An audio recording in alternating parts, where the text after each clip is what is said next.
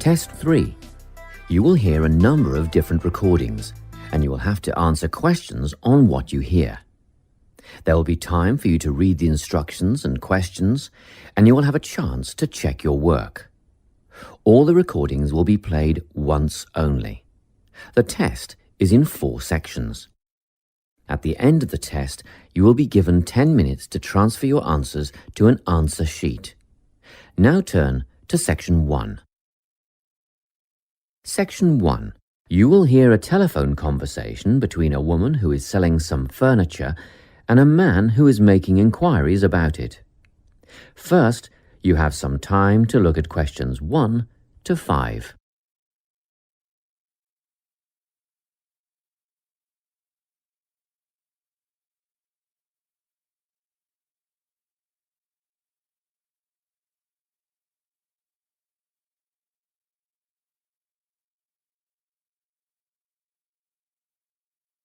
You will see that there is an example that has been done for you. On this occasion only, the conversation relating to this will be played first. Hello, Carolyn speaking. Hello, my name is Lincoln Faraday, and I'm ringing to see if you still have the bedroom furniture that you advertised for sale. Yes, there are 3 items left. 2 bedside tables and a dressing table. The woman said she has 3 items available, so 3 has been written in the space. Now we shall begin. You should answer the questions as you listen, because you will not hear the recording a second time.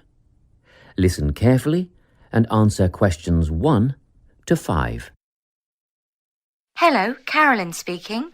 Hello, my name is Lincoln Faraday, and I'm ringing to see if you still have the bedroom furniture that you advertised for sale. Yes, there are 3 items left.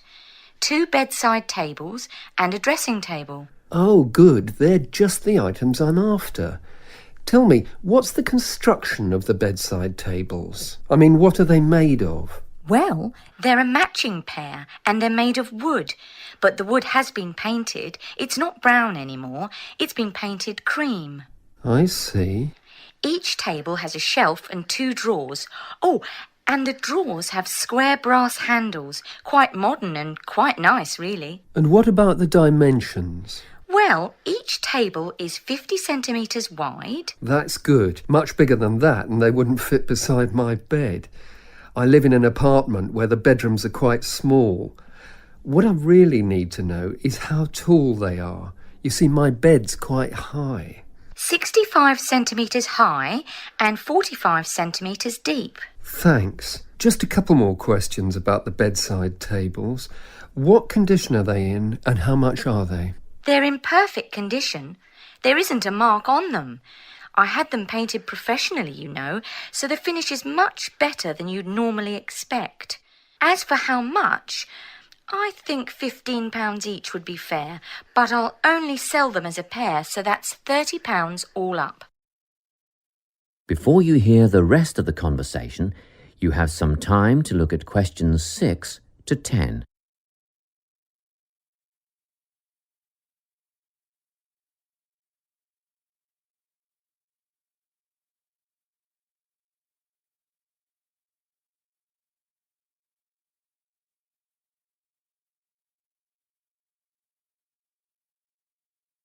Now listen and answer questions 6 to 10. Now, can you tell me about the dressing table? Yes, it matches the other tables in colour and style.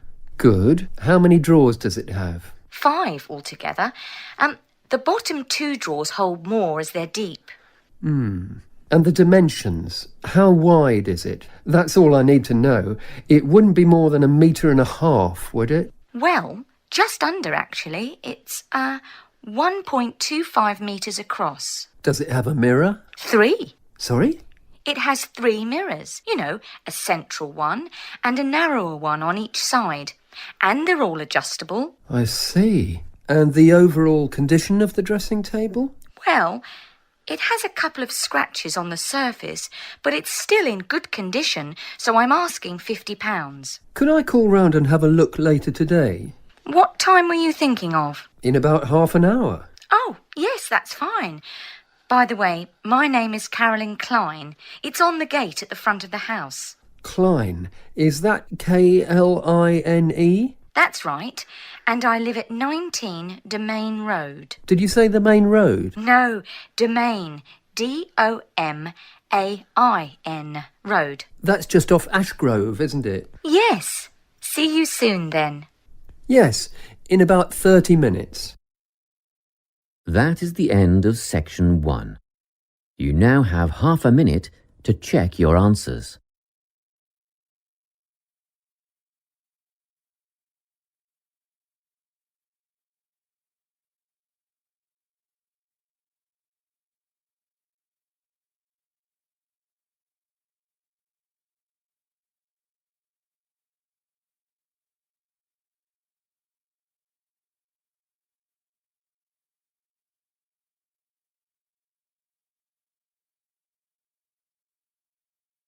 Now turn to section 2. Section 2. You will hear an employee of the Sports Supercentre giving a guided tour of the facilities in the centre. First, you have some time to look at questions 11 to 17.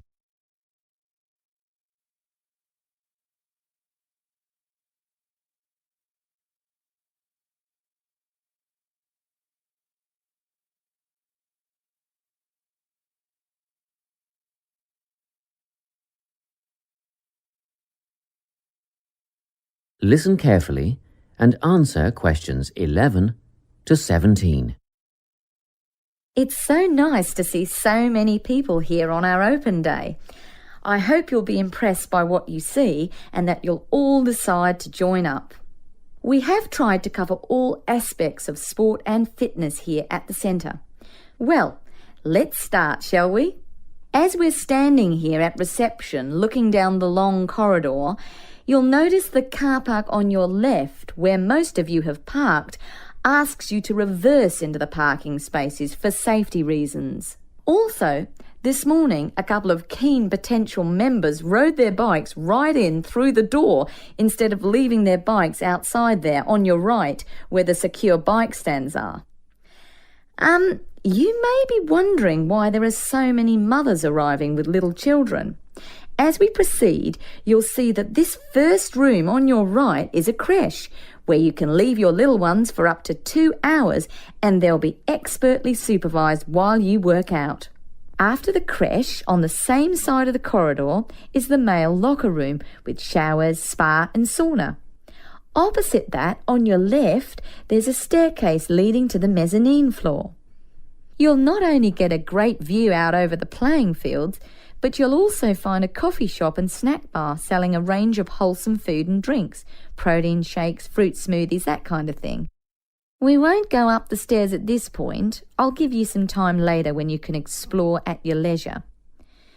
Most of you in the group are women, so next let me point out the women's locker room, which has the same facilities as the men's, things like showers, spa and sauna.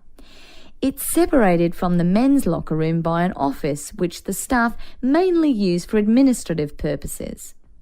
As we move on the same side of the corridor as the stairs, you'll see the entrance to the main hall, where they hold yoga classes, aerobics and so on. On the wall here, there is a timetable of all group classes and it is updated regularly. Now, opposite the hall is the gymnasium itself. Go ahead, have a look. Impressive, isn't it? Very spacious, light and airy with all the most modern equipment. As we continue down the corridor past the main hall, on the same side, there is a conference room. This is mainly used when the centre is hosting a big sports event of some kind. It gives the officials a quiet place to gather and have meetings and so on. You'll have seen the 400-metre athletics track on your way in beside the car park. We have some pretty big athletics conventions here. Well, after a strenuous workout, I bet there's nothing you'd like more than a swim in the aquatic complex. But first, these rooms on our right are all part of the sports medicine clinic, where you have access to a doctor, physiotherapist, massage therapist, podiatrist, and even a sports psychologist if you need one. Of course, you'll need to make appointments, but if you have any questions, just pop in and see the clinic receptionist and she'll help you out. Okay, let's go through the turnstile ahead of us. And here we are, in the aquatic centre. Turn left, past the pool shop where you can buy or hire goggles, swim caps and such like, and we're outside, poolside. Beautiful, isn't it? Especially on a day like today. Go on, dip your toes in the water, and if that's not warm enough for you, then I'll take you to the indoor pool, which is less than half the size, but heated to 32 degrees. Let's go back past the pool shop and through the double doors to the indoor pool. Well, that's all I have time to show you. Let's go back to the reception area and, if you like, we can run through some details about opening hours, membership and so on. Before you hear the rest of the talk, you have some time to look at questions 18 to 20.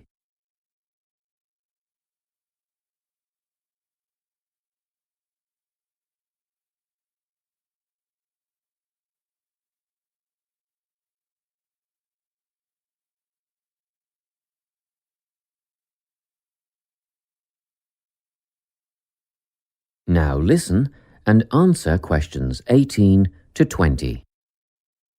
Now, in this brochure, you'll see the opening hours. The centre is open 7 days from 5 a.m. to 9 p.m. Monday to Friday, except for public holidays which follows Sunday's timetable.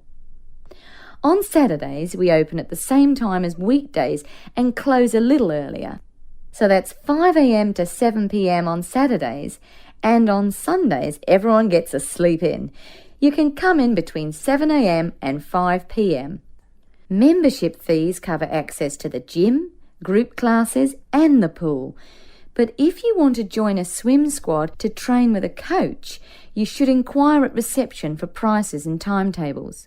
In the gym, personal training is available from one of our dedicated team of trainers, and reception will have more information on who is free when and what hourly rates apply. However, there is always a certificated instructor on hand in the gym at all times for advice and help. And once your membership is paid, you are entitled to a free health assessment, and you'll get a program designed to meet your own particular needs. You'll need to book a time for this with the gym instructor. Now, if you're a mum or dad, remember you can leave your children in the creche.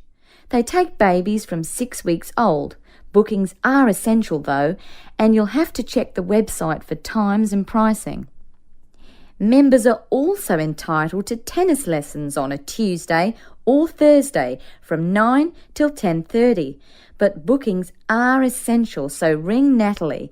Her number is here in the brochure to reserve a place. Well, I think that's it. Any questions? That is the end of section 2. You now have half a minute to check your answers.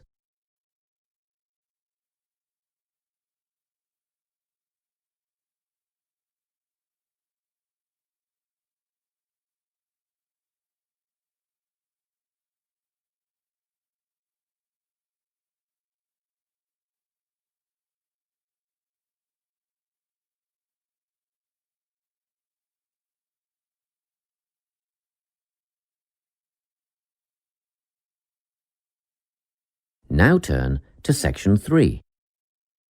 Section 3. You will hear a conversation between a research student, Jeremy, and his supervisor.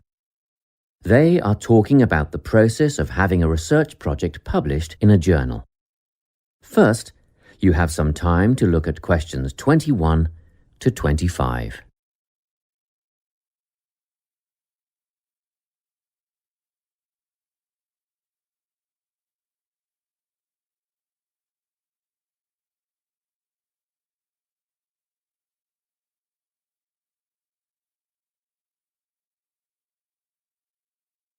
Listen carefully and answer questions 21 to 25.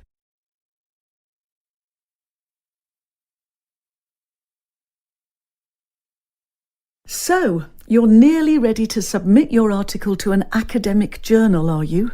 Yes, I think so. I just wanted to go over all the things I need to do before I submit it. And then I wanted to go over the submission process with you. Great. So, firstly, you need to write an abstract. Make sure it's short and concise. Of course, I forgot all about that. And what about key words? Yes, a lot of students overlook this part and just jot down whatever comes to mind. But take some time to make a list of keywords that are accurate and relevant. Okay. Another thing, could you have a look at my article before I submit it? Absolutely. Actually, at least 2 senior staff members should always read through a final draft before submission. Do you mind if I give it to Professor Johnson to have a look at as well? Not at all. I'd be glad to have the feedback. Do you know which journal you want to submit to yet? Not yet. I have a short list of about 3 that I'm interested in. Make that decision soon, because you'll need to adjust your article so that it matches the style guide of the journal you are submitting to. I bet that can take a while. Yes, but after that you are just about ready to submit. One more thing, you'll have to sign the copyright form, just confirming that it's your own work, and then you're good to go. Before you hear the rest of the conversation, you have some time to look at questions 26 to 30.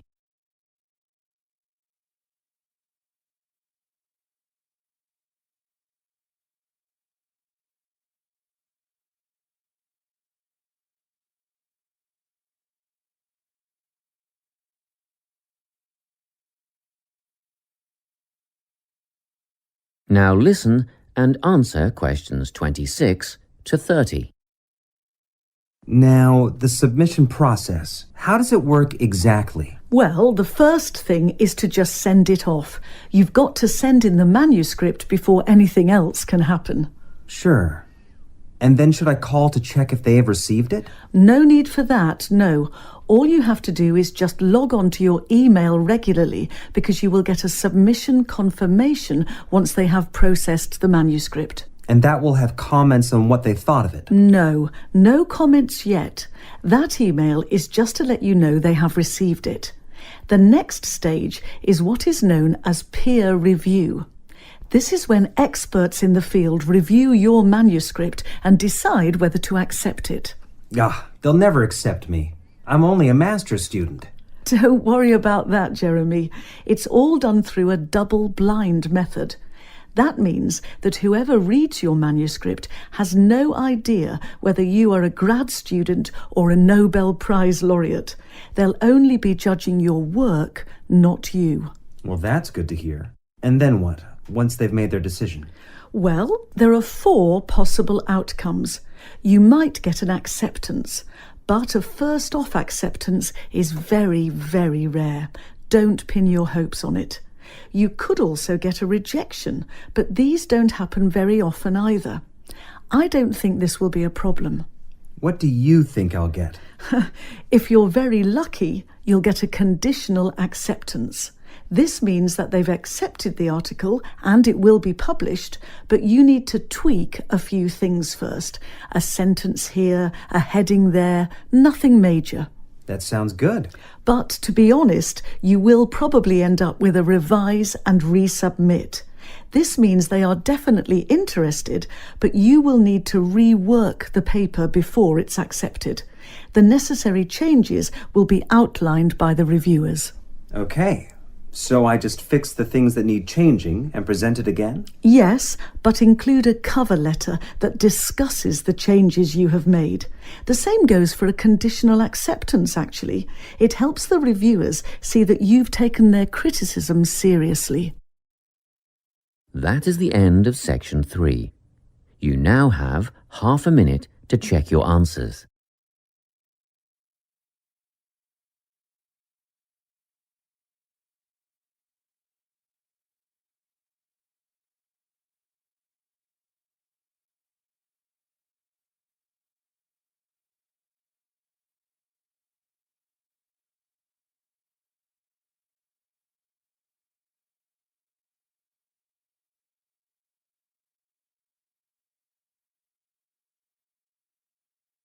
Section 4. You will hear a talk on the importance of soil in organic agriculture. First, you have some time to look at questions 31 to 40.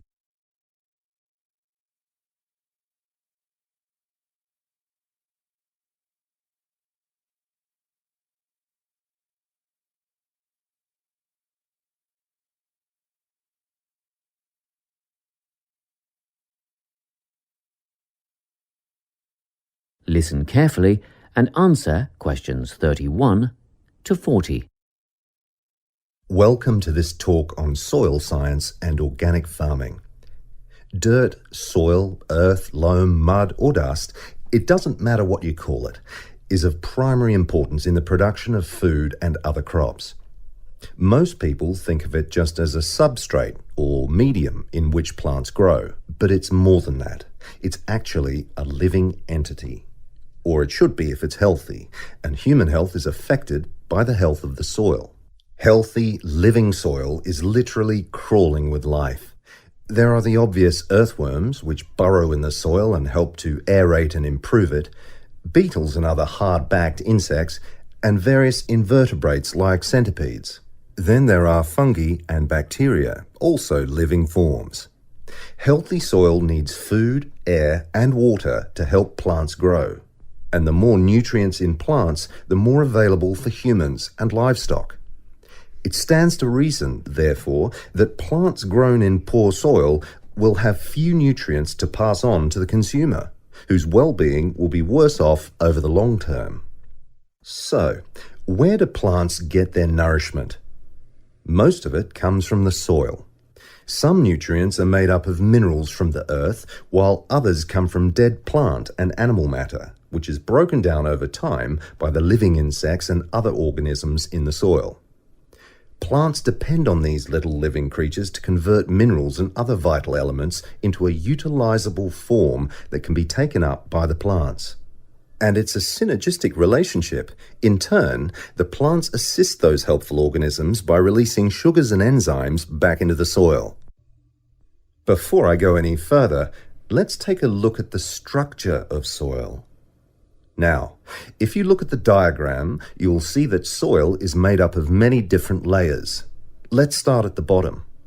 This is the bedrock under all the other layers. The layer above that is called regolith.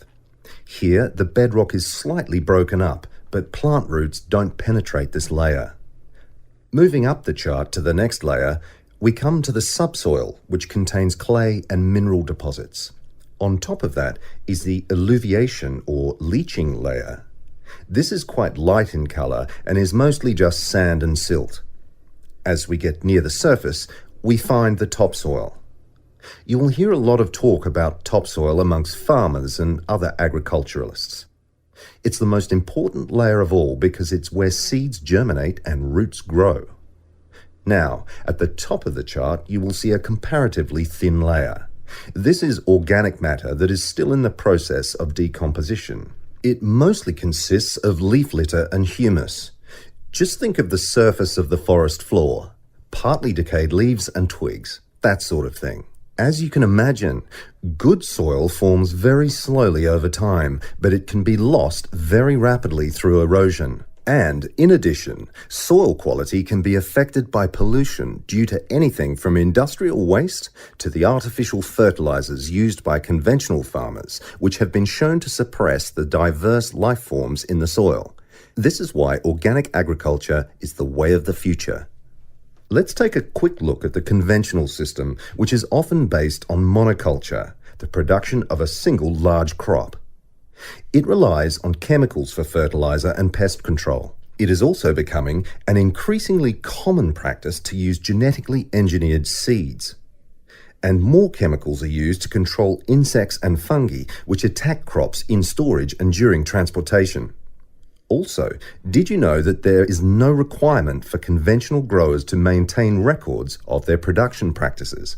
Organic growers, on the other hand, choose the most environmentally friendly options for dealing with pests and disease problems, working towards prevention in the first place. Some of the strategies they employ include alternating the crops grown in each field, as opposed to monocropping. Because different plants add different nutrients to the soil, by rotating crops, the soil is naturally replenished. This can do away with the need for pesticides, because the problem insects' life cycles are naturally interrupted.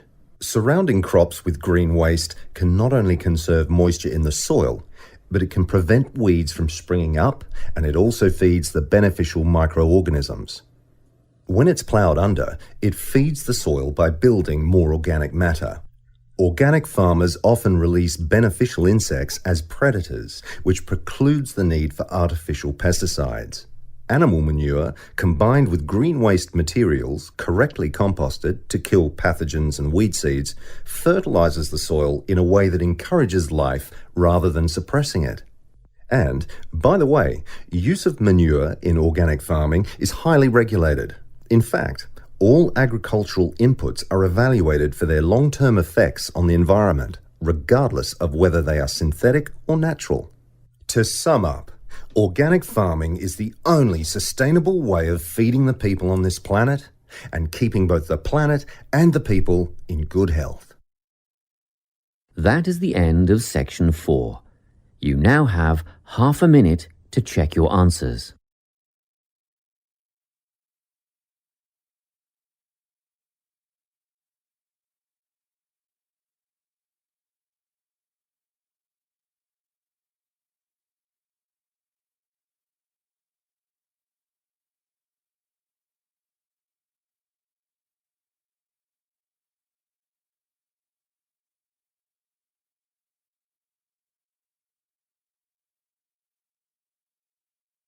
That is the end of the listening test.